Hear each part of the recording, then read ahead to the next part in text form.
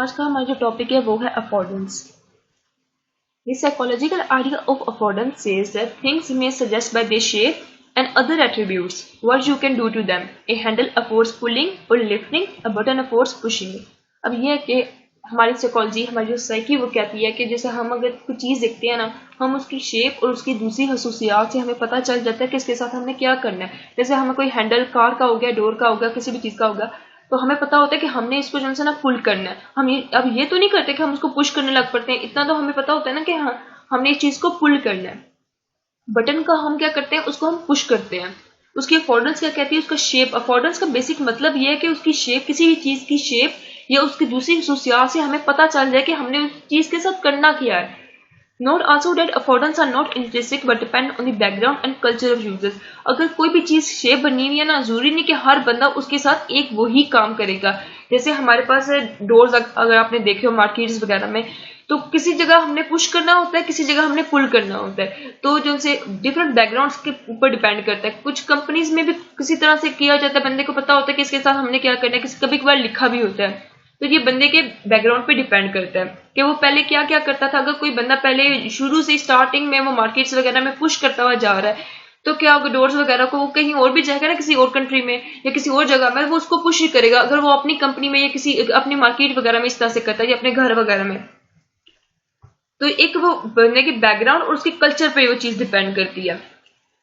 Most computer literate users will click on an icon. This is not because they go around pushing in pictures in art galleries. अगर हम कोई icon वगैरह देखते हैं ना, तो हम उसके ऊपर क्लिक करते हैं। ये इसलिए नहीं क्योंकि हम पिक्चर्स जो हमारी आर्ट गैलरीज वगैरह में होती है हम उसके ऊपर क्लिक करते हैं, इसलिए नहीं होता।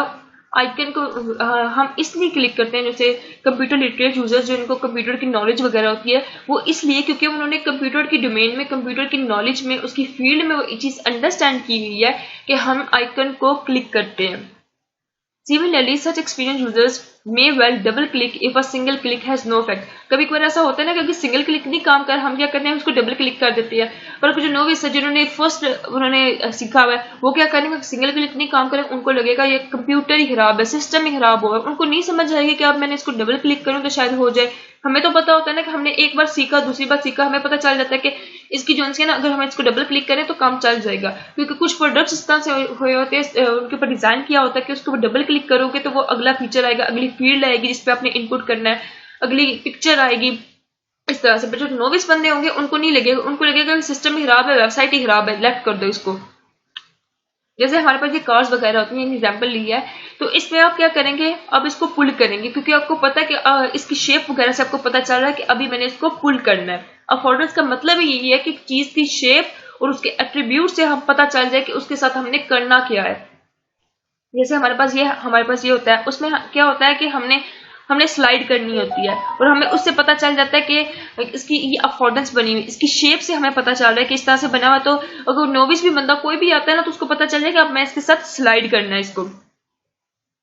जैसे ये हो गया, अब यहाँ पे हमने इसको आगे ड्रैग करना है, यहाँ पे आगे लिफ्ट करना है, तो हमें पता चल जाएगा राइट की तरफ करना है, लेफ्ट की तरफ करना है, बैलेंस जो भी है।